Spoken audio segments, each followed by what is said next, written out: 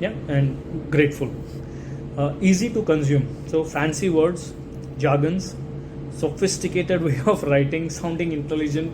Well, unless you're promoting a brand that is focused on English literature, as we discussed, the main idea and product or service you should have in mind is to keep your content, language, and style easy for the end users to read and consume.